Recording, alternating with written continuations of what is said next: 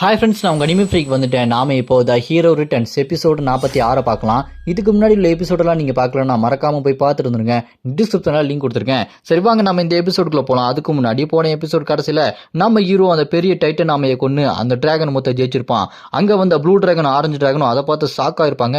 அது மட்டும் இல்லாமல் அங்கே எல்லா டிராகன் மக்களும் நினைப்பாங்க. அப்போ நம்ம ஹீரோ அந்த டிராகன் மொத்த எடுத்து இப்போ உங்களோட ராஜா யாரு, அவன் எந்த அளவுக்கு பவர்ஃபுல்னு பாருங்கடா அப்படின்னு சொல்லிட்டு நம்ம மிரு டிராகன் வாயில அந்த டிராகனோட முத்த வச்சிருப்பாரு.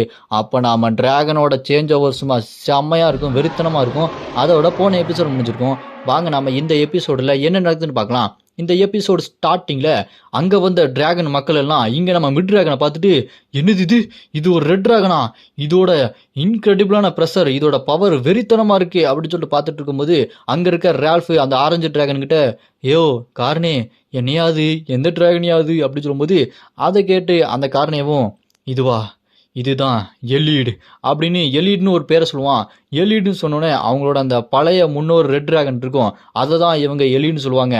இங்கே நம்ம ஹீரோ முன்னாடியே நம்ம மிரு டிராகன் பார்த்தா சும்மா பிரம்மாண்டமாக நிற்பான் பாருங்க, பார்க்கறதுக்கே வெறித்தனமாக இருக்கும். அப்புறம் நார்மலாக அப்படி மறுபடியும் சின்ன உருவத்து வந்துடுவான். சின்ன உருவத்து வந்துட்டு நின்றுட்டு இருக்கும்போது நம்ம ஹீரோ என்னடா திடீர்னு பெருசாகிற, திடீர்னு சின்னதாகிற, என்ன நடந்தது இங்கே அப்படின்னு சொல்லிட்டு நம்ம ஹீரோ அப்படி பார்த்துட்டே இருக்கும்போது தான் நம்ம ஹீரோக்கு ஒன்று யோசனை வரும்.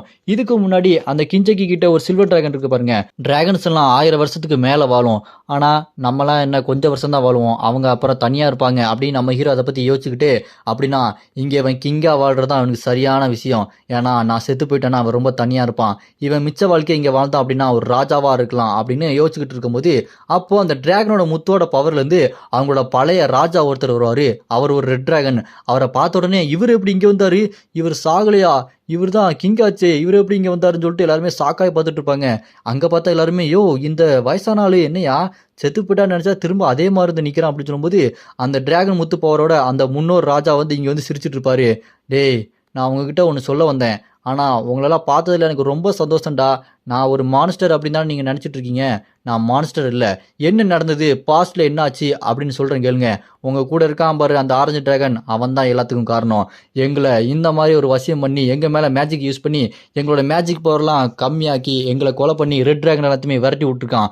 இது எல்லாத்துக்குமே காரணம் அந்த ஆரஞ்சு டிராகன் தான் அப்படின்னு சொல்லிட்டு அந்த மந்திரத்தை எப்படி பண்ணாங்க அப்படின்ற எல்லா விஷயத்தையும் அந்த பழங்காலத்து ராஜா அப்படி வந்து இங்கே வந்து எல்லாத்திட்டையுமே சொல்லிட்டு இருப்பாரு. அதை கேட்ட உடனே இங்கே காரணிக்கிட்ட, ஏய் காரணி, இது எல்லாத்துக்குமே நீதான் காரணமாடா அப்படின்னு சொல்லிட்டு கேட்டுட்டு இருப்பாங்க. ஆனால் அந்த காரணியை அசால்ட்டாக நின்றுருப்பான். அப்போ அந்த பழைய ராஜா, சரி நான் எப்படியோ உங்ககிட்ட வந்து உண்மையை சொல்லிட்டேன், இதுக்கப்புறம் ஃப்யூச்சரில் ஒரு நல்ல ராஜா உங்களுக்கு அமைவான், நான் இங்கேருந்து போகிறேன், டாட்டா பாய் பாய் அப்படின்னு அந்த பழைய ராஜா அங்கேருந்து போயிடுவார். அதை பார்த்தா இங்கே ப்ளூ டிராகன், இப்போ இங்கே என்ன நடந்துச்சு, எனக்கு முன்னாடியே கொஞ்சம் வித்தியாசமான ஃபீலிங்லாம் இருந்துச்சு. ஏய் காரணே, நீ இந்த மாதிரி இந்த ரெட் டிராகன் எல்லாமே துரோகிகள் அப்படின்னு சொல்லும்போது இவன் ஏன் இப்படி சொல்கிறான் அப்படின்னு எனக்கு ஒரு யோசனை இருந்தது. இப்போ தான் புரியுது, இது எல்லாத்துக்குமே காரணம் நீதானா, இதுக்கான தண்டனை உனக்கு கிடைச்சே ஆகணும்டா. காரணே நீ எங்கடா இருக்க, வாடா அப்படின்னு சொல்லிட்டு சண்டை போட போகும்போது அந்த காரணியமும், என்னடா சிரிப்பு காட்டுறீங்க, ஆமாண்டா நீங்கள் கேட்டதெல்லாம் உண்மைதான், நான் தான் இது எல்லாத்தையுமே பண்ணேன். ஏன்னா அந்த ரெட் டிராகன் இங்கே ராஜாவாக இருக்கக்கூடாது, நான் தான் இங்கே ராஜாவாக இருப்பேன், நான் தான்டா இந்த டிராகன் எல்லாத்துக்குமே ராஜா அப்படின்னு சொல்லிட்டு அவன் செம்ம பவர் வெளியே கொண்டு வருவான். அதை பார்த்து இந்த பக்கம் அந்த ப்ளூ டிராகன் பேரியரை கிரியேட் பண்ணி தடுத்து நிப்பாட்டி மக்களெல்லாம் பாதுகாக்க ட்ரை பண்ணுவான். அந்த ஆரஞ்சு டிராகன் அவனோட அந்த நெருப்பு பவரை யூஸ் பண்ணி அந்த பேரியரையே அட்டாக் பண்ணுவான். அது பயங்கர அட்டாக்கை வந்து அடிக்கும். இவனும் எங்கள் இனத்துல இருக்க ஒரு டிராகன் தானே, அப்படி இருக்கும்போது இவங்கிட்ட மட்டும் எப்படி இந்த அளவுக்கு ரொம்ப பவர் இருக்கும். இப்போ எனக்கு புரிஞ்சிருச்சு, இந்த டிராகன் மூத்து வெளியே வந்ததுலேருந்து என் பவர் அதிகமாக இருக்குது, அவனோட பவர் அதிகமாக இருக்குது அப்படின்னா அந்த டிராகன் மூத்து பவர் மூலமாக எங்களோட பழைய டிராகன் பவர் திரும்ப கிடைச்சிருக்கு போல இருக்குது, அதனால தான் அந்த ஆரஞ்சு டிராகன் பவர் அதிகமாக இருக்குது, அப்படின்னா எனக்கும் பவர் அதிகமாக இருக்கும் அப்படின்னு அவன் கஷ்டப்பட்டு பேரியரை கிரியேட் பண்ணி தடுத்து நிப்பாட்டிட்டு இருப்பான் அந்த ஆரஞ்சு டிராகனை. டப்புன்னு பார்த்தா பின்னாடி நம்ம மிரு டிராகன் வந்து அவனோட நெருப்பை விடுவான் பாருங்க, அது செம்ம ஸ்பீடாக வந்து அடிக்கும் பாருங்க, அடி அந்த ஆரஞ்சு டிராகனை இருந்த இடம் தெரியாமல் அப்படி எரிச்சுட்டு இருக்கும். அப்போ நம்ம ஹீரோ கூட்டத்தை பிளந்துட்டு அப்படி நடந்து வந்துட்டு அந்த ஆரஞ்சு டிராகனை பார்த்துட்டு, டே ஆரஞ்சு டிராகனு, உனக்கு என்ன இங்கே எல்லாத்துக்குமே ராஜாவாகணும்னு ஆசை இருந்ததா, ஆனால் நீ ரொம்ப தப்பான விஷயத்த பண்ணிட்ட, ஏன்னா இப்போ ராஜா திரும்ப வந்துட்டார்ரா அப்படின்னு நம்ம ஹீரோ சொல்லும்போது மிரு டிராகன் சும்மா கெத்தா நின்றுட்டு இருப்பான் பாருங்க, போஸ் கொடுத்துட்டு நிற்பா, செம்மையாக இருக்கும்.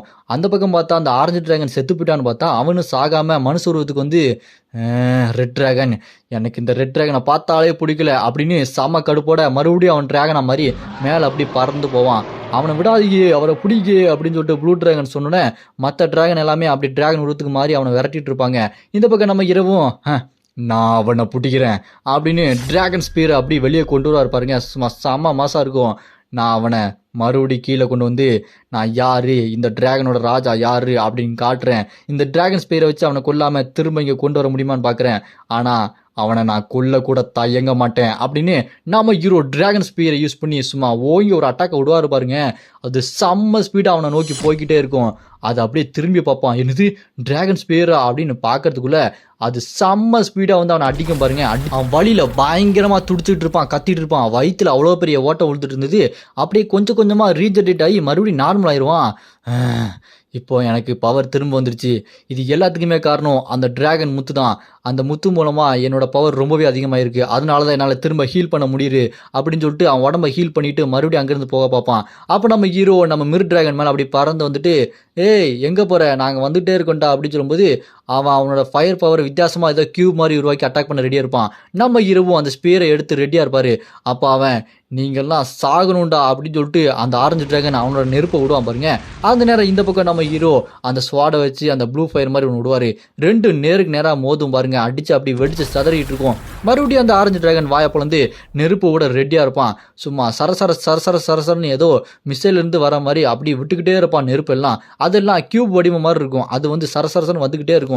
நம்ம ஹீரோ அதுலேருந்து தப்பிச்சு அப்படியே டிராகனில் பறந்து போய்கிட்டே இருப்பார். என்னடா அது, நீ அட்டாக் பண்ணிகிட்டே இருப்பியா, இப்போ எனக்கு கொஞ்சம் டைம் கிடச்சா போதும், உன்னை முடிச்சிடுறேன். இதுக்கப்புறம் நீ இருக்கவே கூடாதுடா, உன் கதை என் கையாலேயே முடிய போகுது அப்படின்னு நம்ம ஹீரோ அட்டாக் பண்ண ரெடியாக இருப்பார். அப்போ நம்ம மிரு டிராகனும் வாயிலேருந்து அப்படி நெருப்பை கக்குவான் பாருங்க. அதை பார்த்துட்டு அந்த ஆரஞ்சு டிராகன், டே குட்டி பயலே என்னடா அவன்கிட்ட இந்த அளவுக்கு பவர் இருக்குது அப்படின்னு சொல்லிட்டு அந்த ஆரஞ்சு டிராகன் அவனை சுற்றி பேரியர் கிரியேட் பண்ணி தடுத்து நிப்பாட்டிட்டு இருப்பான். ஆனால் நம்ம மிரு டிராகனோட நெருப்பு சும்மா செம்மையாக வந்து அடிச்சுக்கிட்டு இருக்கும் பாருங்க. அதை பார்த்து அந்த ஆரஞ்சு டிராகன், ஏய் நீ என்னை தோக்கடிக்க முடியும் நினைக்கிறியாடா அப்படின்னு சொல்லிட்டு அவன் கத்திக்கிட்டு இருப்பான். கஷ்டப்பட்டு நான் இப்படி எங்கேயாவது தப்பிச்சு போயானும், இவனோட பவர் உண்மையாலுமே கொஞ்சம் அதிகமாக இருக்குது, நான் விட மாட்டேன்டா அவனையே அப்படின்னு சொல்லிட்டு மறுபடியும் அவனோட பவரை டிராகன் பவர் யூஸ் பண்ணி அந்த கியூப் நெருப்பு மாதிரி கொண்டு வந்து அடிக்க பார்ப்பான். அப்போ நம்ம ஹீரோ அந்த மிர் டிராகனில் அப்படி பறந்து வந்துட்டு இருப்பாரு. அந்த அட்டாக் அப்படி நேருக்கு நேராக வந்துக்கிட்டே இருப்போம். அப்படி வந்துக்கிட்டே இருக்கும்போது அடித்து அப்படி சதறும் பாருங்க. அப்படி பார்க்கும்போது இந்த பக்கம் அந்த ஆரஞ்சு டிராகன், இல்லை என்னோட அட்டாக் என்னாச்சு அப்படின்னு நான் முழிச்சுட்டு இருக்கும்போது அந்த அட்டாக் எல்லாத்தையுமே டாஜ் பண்ணிட்டு நம்ம மிர் டிராகன் அப்படி பறந்து வருவான் பாருங்க. அதை பார்த்து, இல்லை இதுக்கு வாய்ப்பே இல்லை, இந்த அளவுக்கு ஒரு ஃபயர் அட்டாக்கை எப்படி இவன் தாண்டி வந்தான், இவன் ராஜா இல்லை நான் தான் ராஜா அப்படின்னு சொல்லும்போது நம்ம மிர் டிராகன் இப்போ பேசுவான். ஏய் நீ ராஜா கிடையாதுடா, ராஜா மற்ற டிராகன் அழிக்க மாட்டாங்க, நீ ராஜா கிடையாது, நீ ஹீரோவும் கிடையாது, நீ ஒரு ஜோக்கர்ரா அப்படின்னு சொல்லும்போது அதை கேட்டு நம்ம ஹீரோ, கரெக்டாக சொன்னடா அப்படின்னு சொல்லிட்டு, நீ ராஜா கிடையாது, நீ ஹீரோ கிடையாது, நீ ஒரு சோக்கர்ரா அப்படின்னு சொல்லிட்டு நாம ஹீரோ அப்படி பறந்து வருவார் பாருங்க. அப்படி நம்ம ஹீரோ வரும்போது அந்த மானா பவர் ஸ்வாட்ல சும்மா பயங்கரமாக இருக்கும். அதை பார்த்து அந்த டிராகன் ஆரஞ்சு டிராகன் வாயை பிளந்து பார்த்துட்டு, எப்படி ஒரு சாதாரண மனுஷங்கிட்ட எப்படி இந்த அளவுக்கு பவர் இருக்குது, இதுக்கு வாய்ப்பே இல்லை அப்படின்னு சொல்லிட்டு பறந்துட்டு இருக்கும்போது நம்ம ஹீரோ பறந்து வந்து ஓங்கி ஒரு அடிப்பார் பாருங்க. அப்படி அடிக்கும்போது அவ்வளோதான், அந்த இடம் சும்மா பிரகாசமாக மின்னும். மறுபடியும் அந்த இடி மின்னல் எப்படி அந்த ஆமையை அடித்தாரோ அதே மாதிரி இந்த பக்கம் டிராகனை ஒரு அடிப்பார் பாருங்க. மறுபடியும் அங்கே பிரகாசமான வெளிச்சம் வரும். என்ன நடக்குதுன்னு யாருக்குமே தெரியாது. அங்கே இருக்க மற்ற டிராகன்லாம், ஏய் யாரா அவன், மனுஷனா என்ன, நம்ம தான் டிராகன், நம்மக்கிட்ட இந்த அளவுக்கு ஒரு பவர் இல்லை, இவன் சாதாரண மனுஷனாக இருந்துட்டு இப்படி இருக்கானே சொல்லிட்டு எல்லாரும் முடிச்சுக்கிட்டு இருப்பானுங்க. அப்போ அந்த ப்ளூ டிராகன் நம்ம ஹீரோவை பார்த்து, இவன் தான் சேவியர், நம்மளை காப்பாற்ற வந்தவன், இந்த டிராகன் உலகத்தையே மீட்டு நம்மக்கிட்ட திரும்ப கொடுக்க வந்தவன் அப்படின்னு யோசிச்சு பார்த்துட்டு இருப்பான். அப்படியே கட் பண்ணால் அந்த ஆரஞ்சு டிராகன் செத்து போயிட்டான். அவன் செத்து போனதுக்கப்புறம் இந்த ரெட் டிராகன் எல்லாத்தையுமே துரோகி அப்படி சொல்லிட்டு அவன் பொய் சொன்னதில் அங்கே மக்கள் எல்லாம் ரொம்ப கவலைப்பட்டிருப்பாங்க. அந்த பொய் எல்லாமே இப்போ நீங்கிருச்சு. இப்போ ரெட் டிராகன் தான் ராஜா, அவர் தான் உண்மையான அரசர் அப்படின்னு நம்ம மிர் டிராகனை முன்னாடி நிற்க வச்ச உடனே அங்கே இருக்க எல்லா டிராகனும் அப்படி முட்டி போட்டு நம்மளோட இந்த மிர் டிராகனுக்கு மரியாதை செலுத்திட்டு இருப்பாங்க. அப்புறம் டிராகன் பழையபடி எல்லா பவரும் திரும்ப வந்துடும். அவங்களுக்கு அந்த டிராகன் முத்து கிடைச்சதுக்கு அப்புறம் அந்த காட்டுக்குள்ள இருக்க மிச்சமிதி மான்ஸ்டர்ஸ் எல்லாத்தையுமே விரட்டி கொள்ளுவாங்க. எல்லா மான்ஸ்டரையும் அப்படி கொன்னதுக்கு அப்புறம் மறுபடியும் அந்த காடு இயல்பு நிலைக்கு திரும்பும்.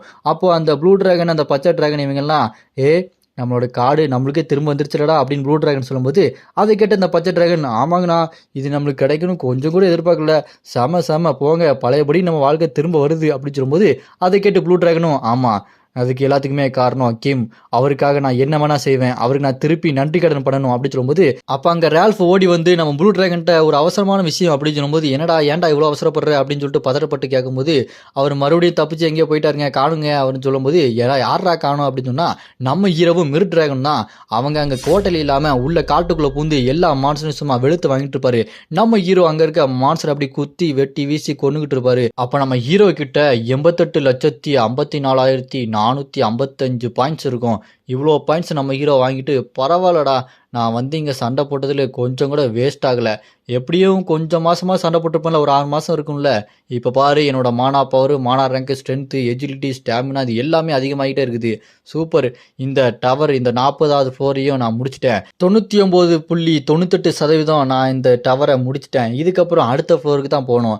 இப்போ இங்கேருந்து கிளம்புறத பற்றி யோசிக்கணும் இல்லை அப்படின்னு நம்ம ஹீரோ மனசுக்குள்ளே யோசிச்சுட்டு, அப்படி நம்ம மிர் டிராகனை வச்சுட்டு அப்படி பறந்து கோட்டைக்கு போய் இவங்களுக்கு தெரியாமல் உள்ளே போகணும், நைஸாக போகணும். தெரிஞ்சதுன்னா எதுக்கு போனாங்க அப்படின்னு சொல்லிட்டு கேட்பாங்க அப்படின்னு சொல்லிட்டு போகும்போது, அங்கே பார்த்தா ப்ளூ டிராகன், நீங்கள் ஏன் இப்படி வெளியே போகிறீங்க, அதுவும் மிர் டிராகனை கூட்டிட்டு, ரொம்ப ஆபத்து இல்லையா, நீங்கள் இங்கே இருக்கணும் அப்படின்னு சொல்லும்போது, அதுக்கிட்ட நம்ம ஹீரோவும் என்னை மன்னிச்சிருங்க, போய் வேட்டையாடிட்டு வந்தேன், போர் அடிச்சது இல்லையா, இங்கே இருக்க முடியாதுல்ல, நான் வந்துட்டேன். அது மட்டும் இல்லாமல் உங்ககிட்ட ஒரு முக்கியமான விஷயத்த சொல்லணும், நான் திரும்ப என்னோட உலகத்துக்கே போகணும் அப்படின்னு சொல்லும்போது, அது கேட்டு ப்ளூ டிராகன், ஆமாம்ல நீங்கள் வேற உலகத்துலேருந்து தானே வந்திருக்கீங்க, நீங்கள் போய் ஆகணும்ல அப்படின்னு கேட்டோன்னே, அதுக்கு நம்ம ஹீரோ, அதுக்கு முன்னாடி ஒரு முக்கியமான விஷயத்த உங்ககிட்ட கேட்டாகணும், நீங்கள் மிர் டிராகனை பாதுகாப்பாக இங்கேயே வச்சு பார்த்துப்பீங்களா?